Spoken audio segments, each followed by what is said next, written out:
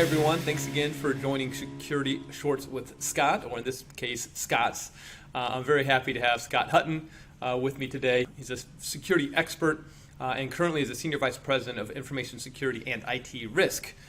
So we're very happy to have him on because he actually has a concept that I've shamelessly plagiarized and stolen over the past year or two, which we'll get into here in a second. But Scott, welcome to the podcast. Hey, Scott. Great to see you. Glad to be here. So Thank you very much. One of the things we like to do is to have some sort of funny story or just something to get to know you a little bit better on your side. When I first met you, I thought you had misspelled your name as it was Scot versus mine with two T's. You then proceeded to correct me that you had the correct spelling of the name. So why don't give the audience the 30 seconds on why you have the right spelling and I have the wrong spelling. Yeah, well, to start with, my mom said that's the right way to spell it, and she put it in my birth certificate. So I'm going to go with that's the right way to spell it, because my mom never said, argue with mom. Yeah, never argue with mom. No, I'm very concise. I like to be to the point, and I'm just not much for extra letters, Scott. So. I thought it was something much deeper, like Scotland only has one T versus two T's. Yeah, or something yeah, along those lines. that too. That's just not nearly as fun.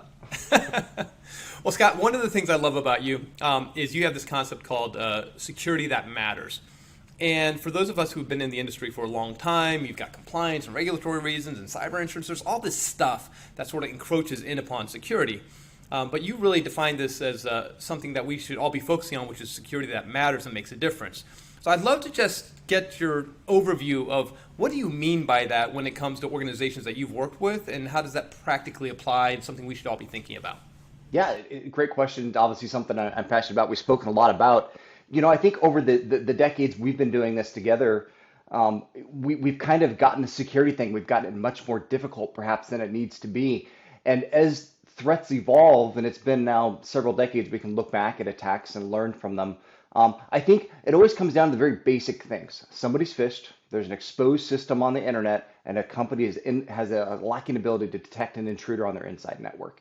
And so when we look at the best ways to put your money, your dollars, your expense, your energy into defending risk, instead of going through an entire security framework, CIS, CAG, ISO 2700, there's nothing wrong with those, especially larger organizations need those to kind of prioritize and frame up and demonstrate what they're doing. But if you're a small, medium-sized business, or if you're just getting started, it's a first security program, you want some really quick wins, there's some really smart places you can put your money, time, and energy. And to me, that's what it's about. And for me, I focus very hard on those areas and kind of go over the top on them.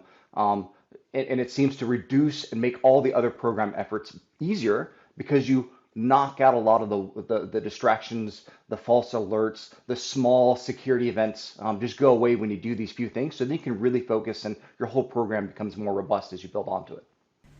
Yeah, it makes sense. It's sort of that Pareto Principle, right? If you get the 80% right and you focus on the right 80%, then that 20% is sort of going to follow along.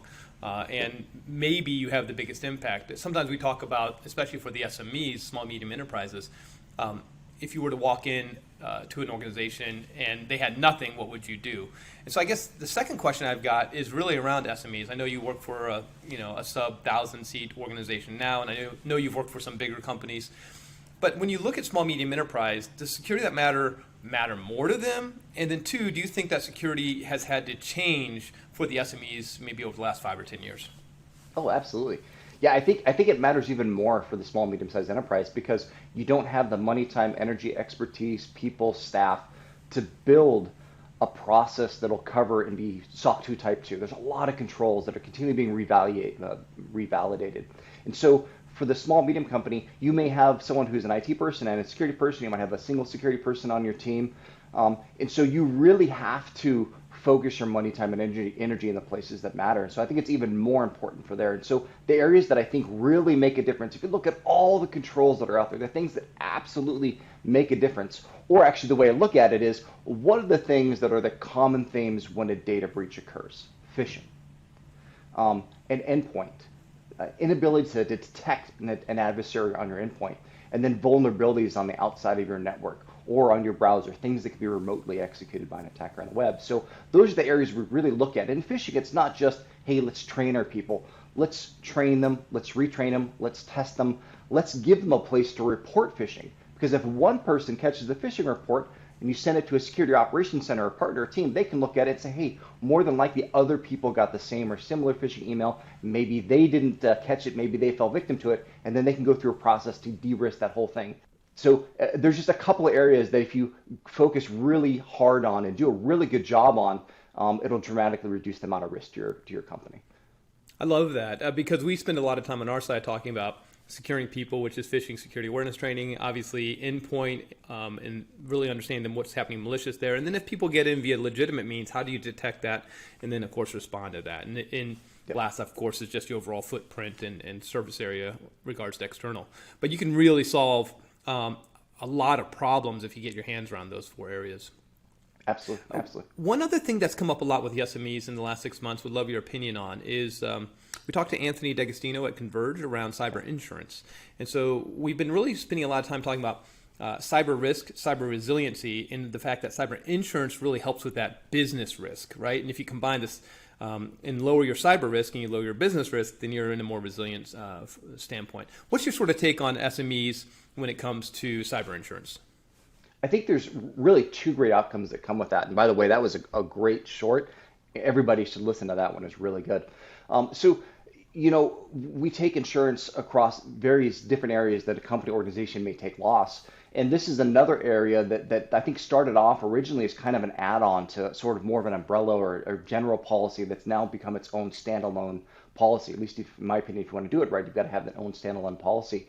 And they've become really important because I think there's been a dynamic shift in the last, I would say 5, 6, 8 years for SME businesses. It used to be when I was in security working for credit card companies, we cared about people coming in, stealing credit card data, PII, and then going and selling it on the black market. And that has changed. That's no longer the case. And so under that model, if you're a small, medium-sized business, a mom and pop shop, maybe you don't collect credit card data, you don't have a lot of intellectual property or PII, you kind of could just get away with being a lackluster job in security. That whole dynamic has changed. And the fact of the matter is a couple of things. As soon as you've come to the realization that it's changed and you've decided, hey, I need to start doing something to protect my company, my organization against ransomware, because that's the new threat. That's what's going to happen. They're going to come in, they're going to make your systems unusable, and then hold them ransom. The insurance is going to give you that backstop, right? For the same reason we buy auto insurance and other type of insurance is it's going to hopefully take something that could be a material incident financially and then compensate for it. So I think it's very important. The other thing I find really interesting about insurance companies is if you think about it, these are the people that are actually paying the price when there's a data breach or there's a ransom event. They're the ones that are shelling the money out. And so they probably have a very intimate knowledge and a very high level of care on here's the things you should be doing to reduce the amount of risk in your organization. And so I think if you asked me this question 7 years ago and I said this, I would go, oh, that's a terrible question, Scott. But now I really firmly believe that if you're a smaller organization, you're getting started, get a cyber policy and then speak to those people and say, what are the things we need to do? More than likely, they're going to tell you that and say, hey, here's your policy today. Here's the 5, 6 things you can do. And it makes good sense. They're the ones that are actually footing the bill when bad things happen. They probably know those 4 or 5 things you can do that will dramatically reduce your footprint. So I think it's good only from not only insurance perspective, but also they can help you level set. Do I need to engage in the CIS or the CAG and do 300 controls? Or should I just focus in on these 4 or 5 areas, do a really good job of that, and reduce my risk quite a bit? Yeah, it's funny because we spend a lot of time, as you can imagine, with the cyber insurance industry. And when you really boil down their questions, it's getting back to security that matters, right? They're not pulling out a NIST framework and saying, have you solved this? What they're saying is, have you done the basics in a really, fundamentally sound manner? So Scott, I appreciate the time. We always wrap up. Is there anything else you'd like to leave us with and leave the audience with as we sort of wrap up our conversation here? No, it's great. Always great talking to you and love talking about security that matters. So thanks, Scott. Thanks, everyone. Appreciate it, Scott. Thank you, Scott, for joining us on Security Shorts with Scots today. And thank you to the audience for always tuning in. If you have any questions about cybersecurity or cyber insurance, we're always happy to help. Feel free to reach out to Soul Cyber or to me directly at scott@soulcyber.com. Thanks.